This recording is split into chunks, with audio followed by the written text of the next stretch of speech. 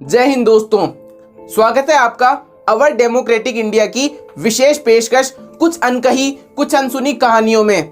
दोस्तों, सबसे पहले मैं आप सभी से माफ़ी मांगना चाहता हूं क्योंकि कुछ दिनों पहले मैंने आप सभी से एक वादा किया था कि लॉकडाउन जितने दिन भी चलेगा मैं तब तक आपके लिए हर रोज एक कहानी लेकर आऊंगा।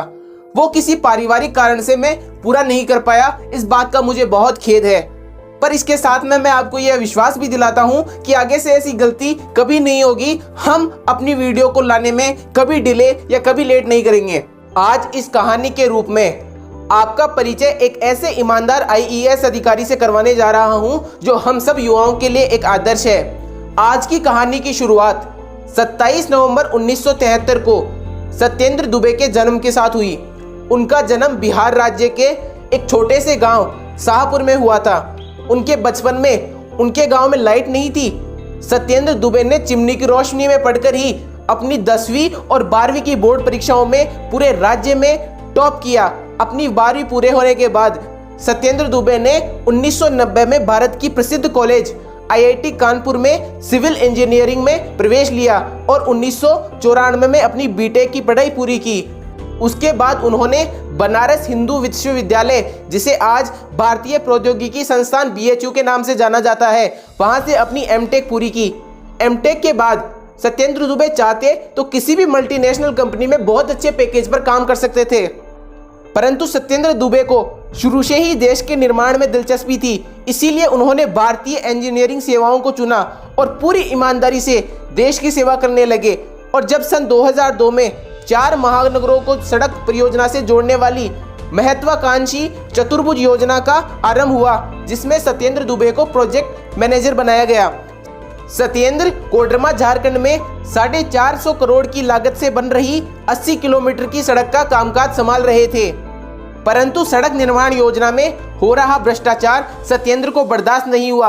उनका मानना था कि मैं ना तो स्वयं कुछ गलत करूंगा और ना ही किसी को कुछ गलत करने दूंगा, क्योंकि जिस पैसे के लिए यह भ्रष्टाचार हो रहा है उसको जनता के जीवन को बेहतर बनाने के लिए भेजा गया है। उस पैसे पर सिर्फ जनता का अधिकार है और कोई भी व्यक्ति अपने लालचवश उस पैसे का भक्षण नहीं कर सकता।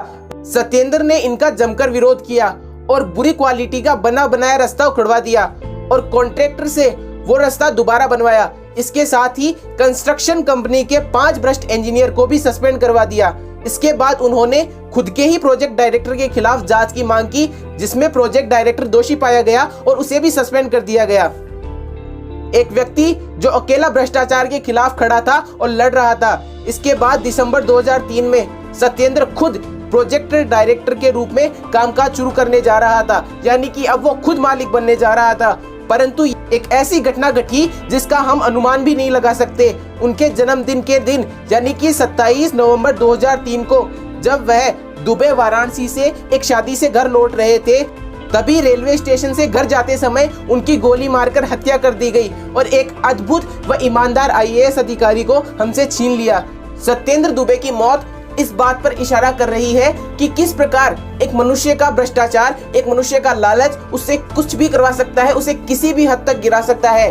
खैर, इस प्रकार एक सत्य का सूरज जो उगने से पहले ही डूब गया। पर दोस्तों, अब हम सब युवाओं को मिलकर भ्रष्टाचार के खिलाफ एक बहुत बड़ी जंग लड़नी होगी। हम सबको मिलकर इसका विरोध करना होगा। हम सबको आज ही यह प्रण लेना होगा कि हम ना तो जीवन में खुद भ्रष्टाचार करेंगे और ना ही किसी को करने देंगे, तभी ये देश बदलेगा। और अगर हम सब युवा ठान लें तो देश को बदलने में ज्यादा समय नहीं लगने वाला। तो यह थी सत्येंद्र दुबे की कहानी, जो मुझे पूरी उम्मीद है आपको बहुत अच्छी लगी होगी। दोस्तों, अगर इस कहानी से ली गई कुछ शिक्षाओं पे बात करूं तो वो इस प्रकार है।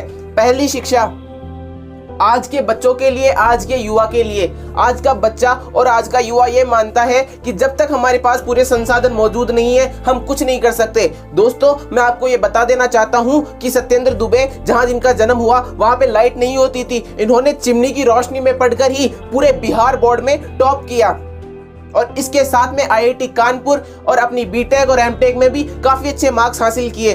तो यह डिपेंड नहीं करता कि आपके पास कितना सपोर्ट है, आपके पास कितने संसाधन है। डिपेंड ये करता है आपका हौसला कितना बड़ा है, आपका गोल कितना बड़ा है। तो अचीव करो, संसाधनों की परवाह मत करो, अपनी मेहनत पे परवाह करो, अपनी मेहनत पे फोकस करो, क्योंकि यही एक मंजिल को हासिल करने में हमारी मदद करती है। दूसरी शिक्षा मैं उन युवाओं को देना चाहता हूं जो अभी या तो सिविल सेवाओं की तैयारी कर रहे हैं या सरकारी सेवाओं की तैयारी कर रहे हैं या जीवन में कुछ भी करना चाहते हैं।